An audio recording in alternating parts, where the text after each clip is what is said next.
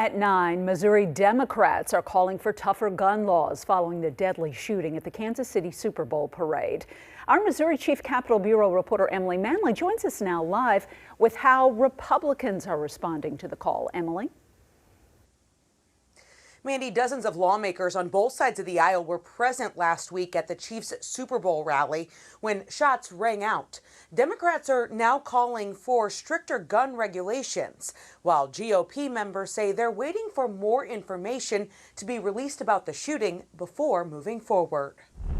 Anytime you pass one of these gun laws, then someone else who is a law-abiding citizen, their Second Amendment right is infringed because of that. A scary scene in Kansas City Wednesday as fans scattered to get away from the gunfire. So every person who was at the parade had a very different experience that day, depending on where they were and who they were with. Police say 23 people were injured between the ages of 8 and 47. Lisa Lopez was killed in the shooting. As a super minority party, there isn't a lot we can do when it comes to policy.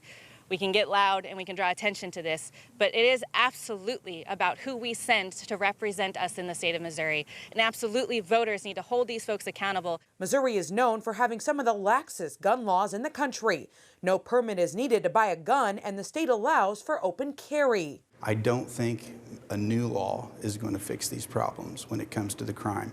Less than 24 hours after the deadly shooting, House Speaker Dean Plocher said he's waiting for more information to be released. Laws alone don't solve the problem, okay? So we will evaluate the investigation as it unfolds and address that. But we're not going to dwell on Kansas City today. Democrats call that ridiculous and want Republicans to take action. Listen, if laws didn't help things, we would not even be here.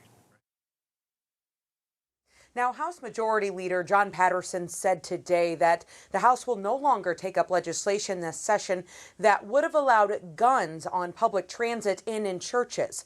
Another bill that is being shelved for this year would have allowed for things to happen and for ammunition and guns to be exempt from sales tax. He says that it's inappropriate for members to be taking up this type of legislation following the tragedy in Kansas City. Mandy?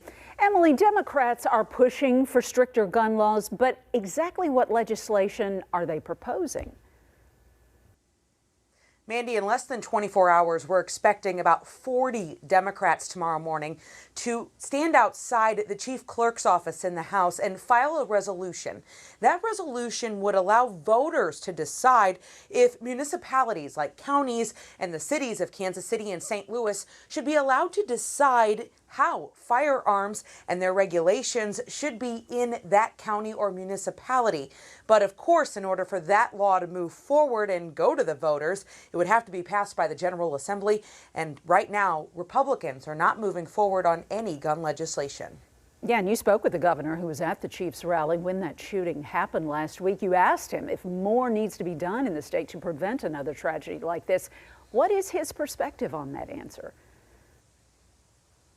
It seems like Republicans have a very similar answer when it comes to this tragedy in Kansas City. It's that gun laws do not need to be any tougher in the state of Missouri. We need to leave things as they are. Governor Mike Parson saying that even though you put stricter gun laws in place, it's not going to change criminals from being bad actors. He told me that for now, until we know exactly what happened in Kansas City and we know more of the background and the investigation, he is not saying that anything needs to be done to improve or strengthen the state's gun laws. Two very strong opinions on both sides of this issue. Emily, thank you for joining us live from Jeff City tonight.